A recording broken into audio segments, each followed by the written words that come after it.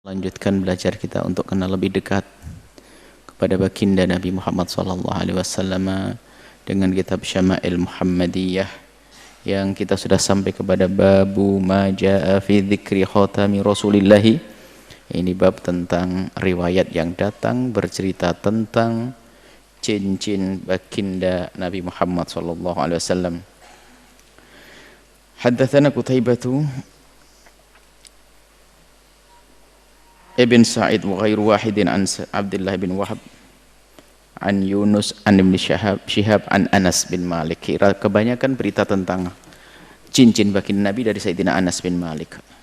Qala beliau bercerita kana khatamun nabi min warikin. Cincinnya baginda Nabi Muhammad dari perak. Yang enggak boleh bagi kaum pria adalah emas, adapun perak boleh. Wa kana fassuhu habasyian, matanya adalah habasyi. Habasyi batu yang diambil dari Habasyah atau macam-macam. Maksud habasyi apa? Ukirannya gaya Habasyah atau batunya diambil dari Habasyah, mungkin semuanya. Yang jelas ada cincinnya dari perak, kemudian ada matanya.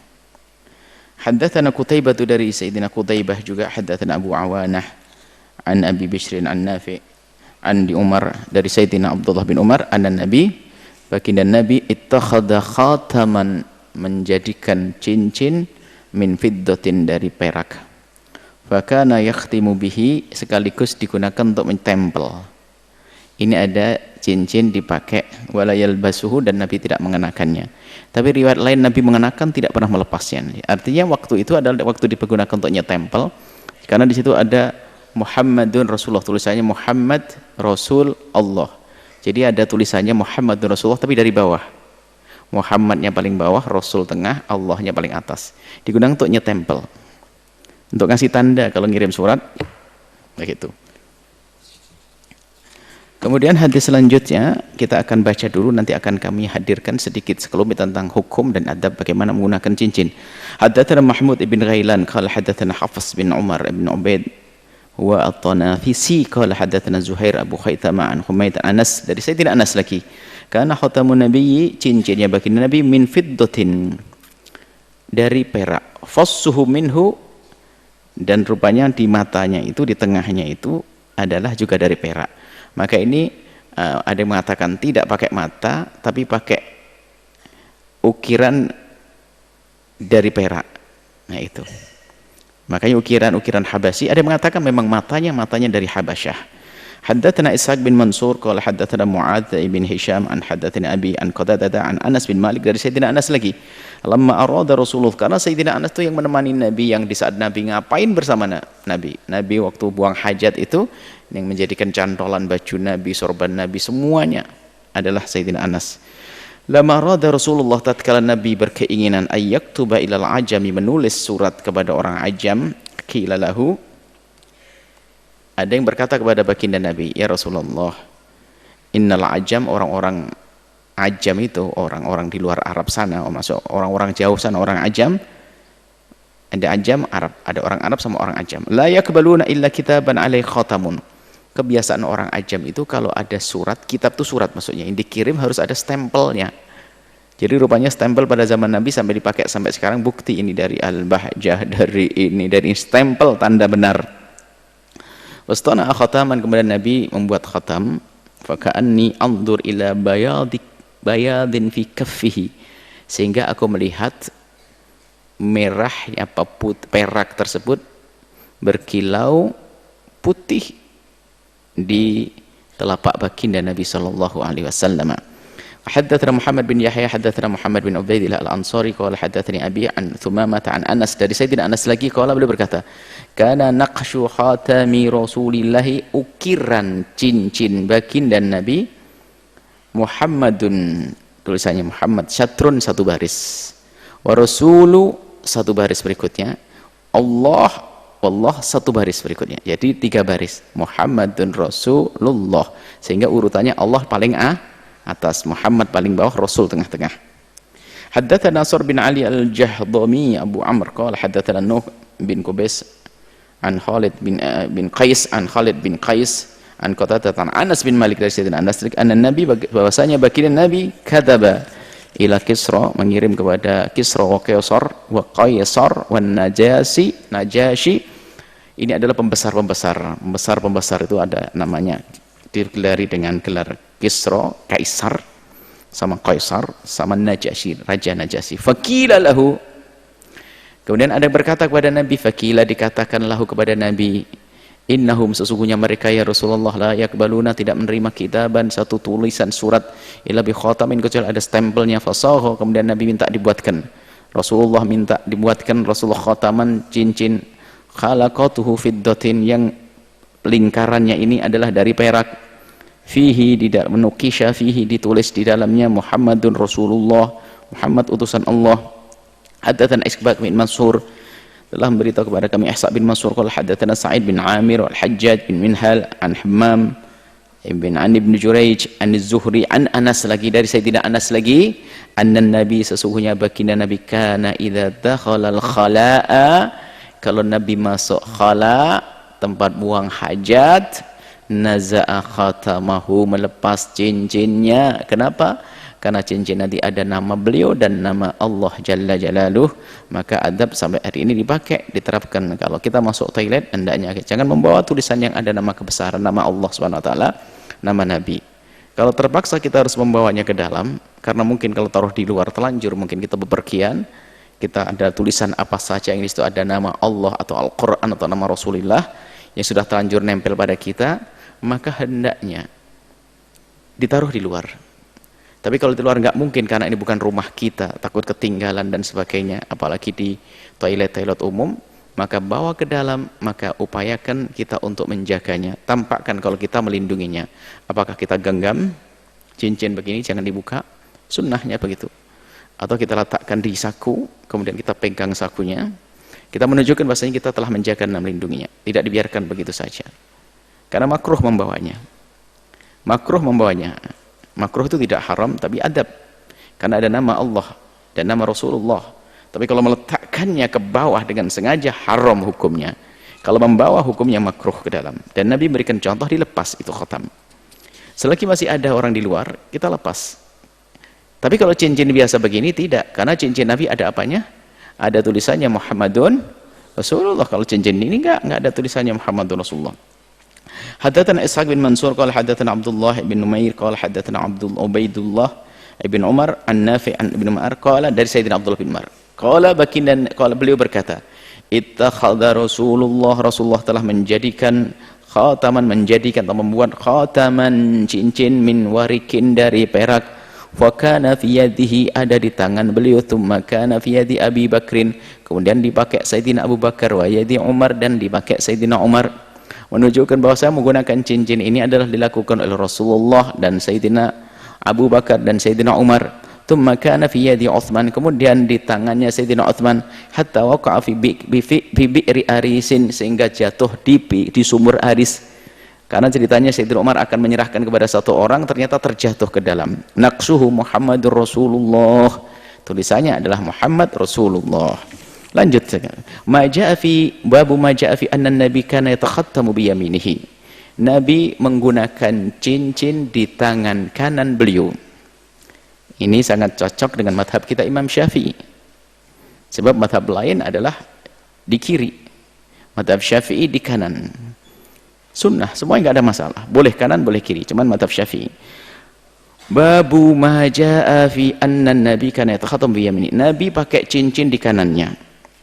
Haddatsana Muhammad bin Sahal an Ibn Askar al-Baghdadi atau Abdullah bin Abdurrahman qala, beliau berdua berkata, akhbarana Yahya bin Hasan qala hadatsana Sulaiman bin Bilal an Syariq bin Abdullah bin Namir an Ibrahim ibn Abdullah bin Hunain an abihi an Ali bin Abi Thalib dari Sayyidina Ali. Jadi dari Sayyidina Anas, dari Sayyidina Abdullah bin Umar, dari Sayyidina Ali rata cincin ini. Sayyidina Ali anna Nabi kana yalbasu khatamahu fi yaminihi. Nabi menggunakan cincinnya di tangan kanannya. Haddatsana Muhammad bin Yahya dari Muhammad bin Yahya qala haddatsana Ahmad bin Shalih qala haddatsana Abdullah bin Wahab an Sulaiman bin Bilal an Syariq bin Abdullah nahwahu sama isinya. Haddatsana Ahmad bin Mani qala haddatsana Zaid bin Harun, dari Yazid bin Harun, an Hammad bin Salamah qala, beliau berkata ra'aitu ibn Abi Rafi' yatakhattam fi yaminihi, aku melihat Ibnu Abi Rafi' pakai cincin di tangan kanannya. Kata Hammad, aku melihat Ibnu Abi Rafi' pakai cincin di tangan kanannya. Fasa'altuhu dzalika, lalu aku bertanya, kenapa cincinmu di kanan? Faqala, kemudian dia berkata, ra'aitu Abdullah bin Ja'far, aku melihat Abdullah bin Ja'far yatakhattamu fi yaminihi, menggunakan cincin di tangan kanannya. Wa Abdullah bin Ja'far berkata, dan berkatalah Abdullah bin Ja'far waktu pakai cincin, kana Rasulullah yatakhattamu bi yaminihi fi yaminihi, kana ada baginda Nabi itu pakai cincin di kanannya. Haddatsana Yahya bin Musa qala haddatsana Abdullah bin Numair qala haddatsana Ibrahim ibn Fadl an Abdullah bin Muhammad bin Aqil an Abdullah bin Ja'far, dari Sayyidina Abdullah bin Ja'far tadi, qala anna Nabi, bahwasanya Nabi kana yatakhattamu fi yaminihi, menggunakan cincin di kanannya, laki-laki kanan. Haddatsana Abdul Khattab Ziyad bin Yahya qala haddatsana Abdullah bin Maimun an Ja'far bin Muhammad an abihi an Jabir bin Abdullah anna Nabi kana, bahwasanya baginda Nabi kana yatakhattamu fi yaminihi, menggunakan cincin fi yaminihi, di tangan kanannya. Haddatsana Muhammad ibn Humaid Ar-Razi qala haddatsana Jarir an Muhammad bin Ishaq an Salt bin Abdullah qala kana Ibnu Abbas yatakhattam fi, ada Ibnu Abbas, Sayyidina Abdullah bin Abbas itu yatakhattamu, menggunakan cincin fi yaminihi, wala ikhaluhu illa qala kana Rasulullah yatakhattamu bi yaminihi, kana Rasulullah yatakhattamu bi yaminihi, yani lagi-lagi karena kata Sayyidina Abdullah bin Abbas yatakhattam Rasulullah, Sayyidina Abdullah bin Abbas bercerita karena yatakhattamu bi yaminihi, kanan terus, riwayat kanan yang banyak, ada riwayat kiri nanti. Haddatsana Muhammad bin Abi Umar qala haddatsana Sufyan an Ayyub bin Musa an Nafi' bin ibn Umar, dari Sayyidina Abdullah bin Umar lagi-lagi, anna Nabi, bahwasanya Nabi Muhammad ittakhadha khataman min fiddatin, membuat cincin dari perak, wa ja'ala, dan menjadikan fassahu, matanya, mimma yali kaffahu, di dalam telapaknya, di sini. Ini enggak harus begini, dibukti atau di luar pun juga boleh. Ini sah dan termasuk mendapatkan kesunahan. Nanti akan kita terangkan.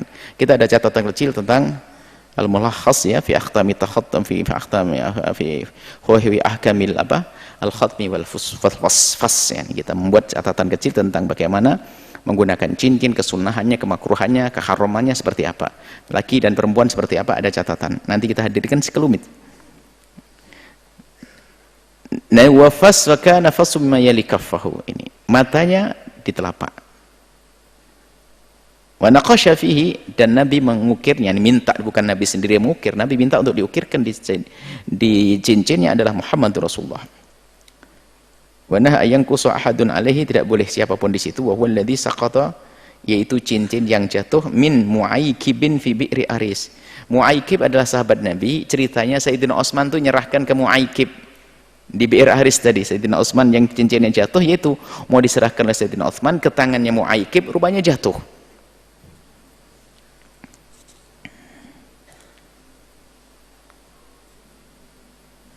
Wa Mu'aykib mana tadi?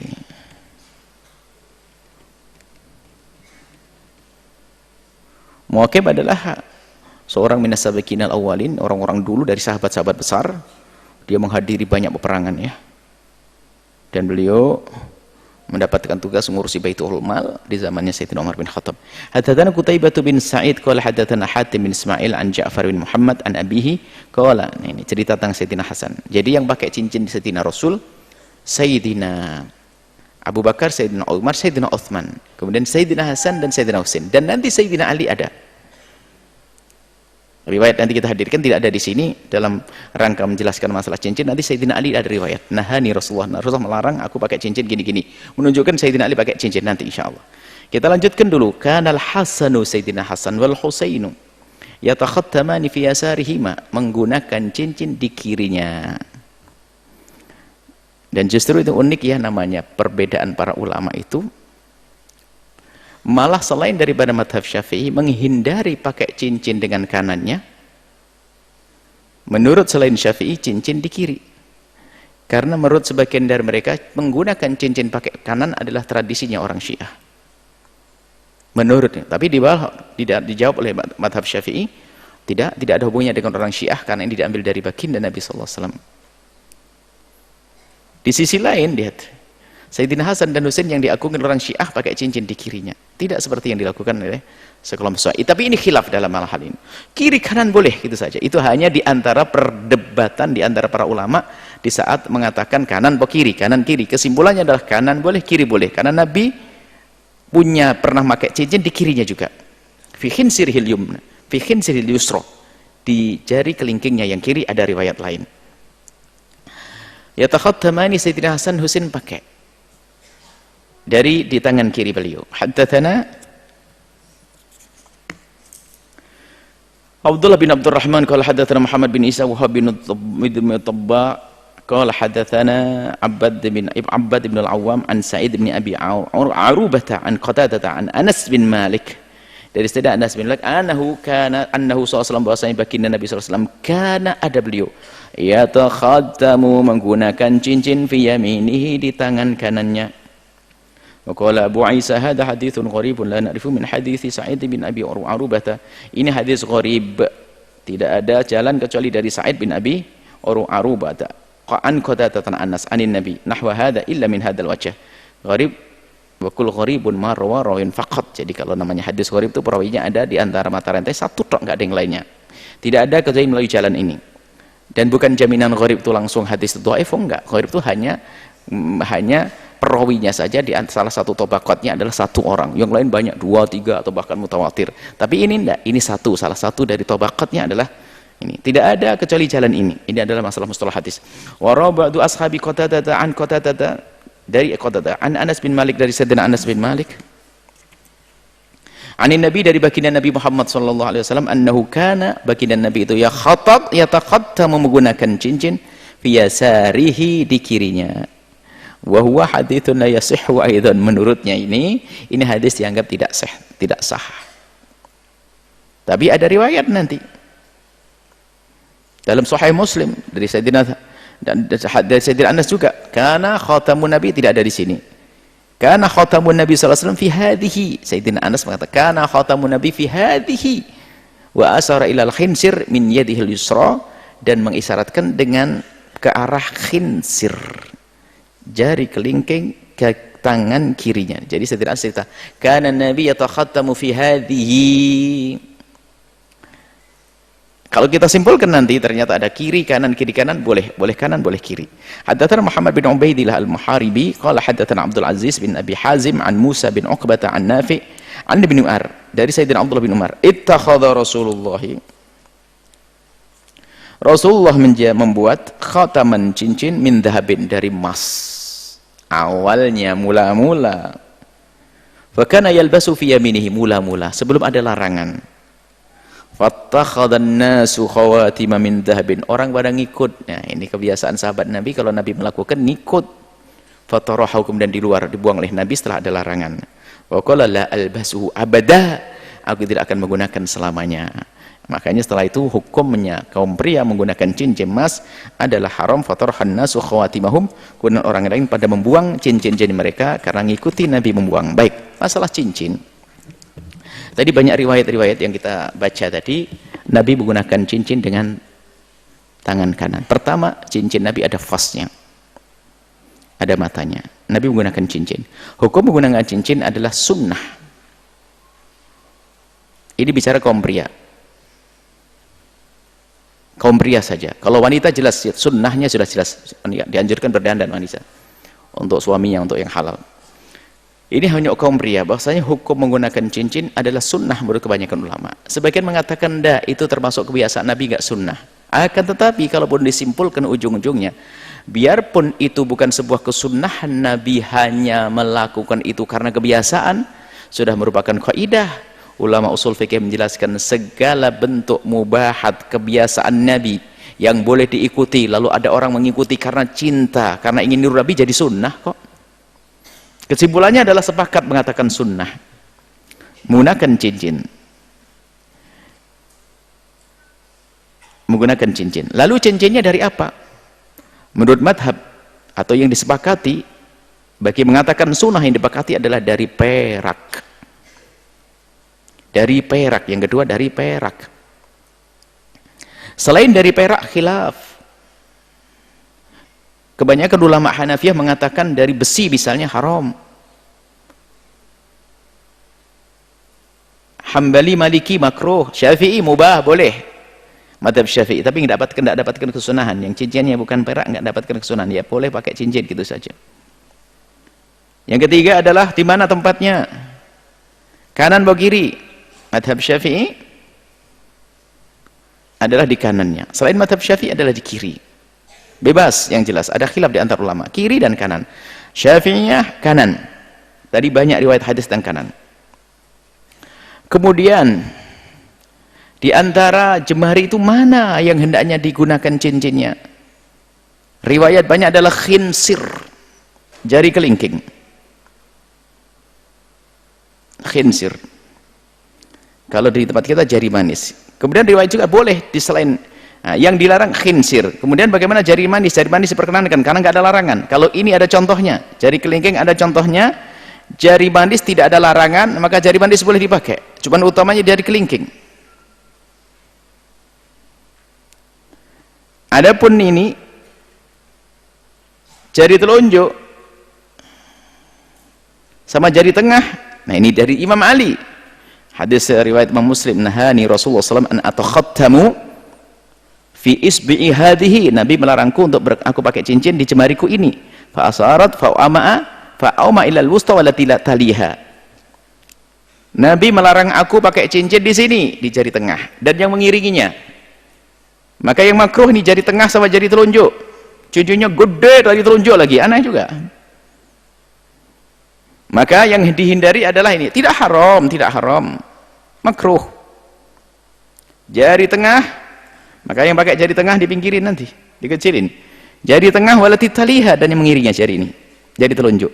Maka tinggal yang tersisa Pak, kalau jempol aneh. Nah, bari tinggal dua tok.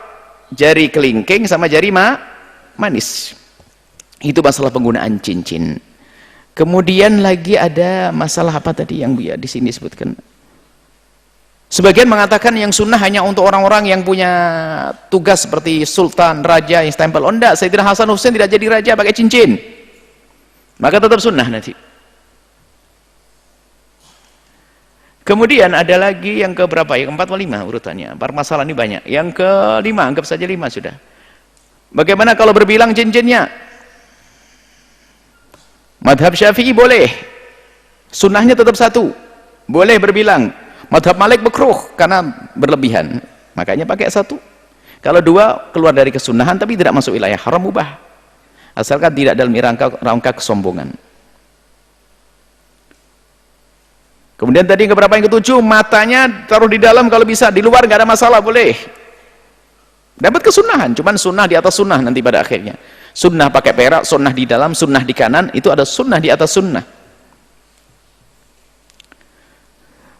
Beratnya, madhab Syafi'i nggak ada batasannya, yang penting jangan sampai masuk sombong, gede banget, jarinya kecil begini, cincinnya segede mata sapi, ya nggak pantas lah, disesuaikan lah. Kalau madhab Malik tidak boleh lebih daripada 2 dirham, itu kurang lebih hampir 6 gram. Nggak boleh lebih. Madhab Malik ada banyak aturan di situ. Berbilang tidak boleh madhab Malik. Lebih dari 6 gram jangan, karena dianggap israf, berlebihan. Madhab Syafi'i enggak, yang penting terlihat pantas deh.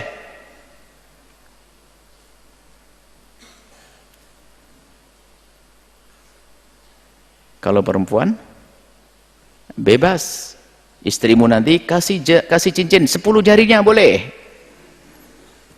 jari kaki juga boleh. Kalau perempuan nggak ada, karena perempuan ada tempatnya berzina, untuk berhias, zina, untuk zina.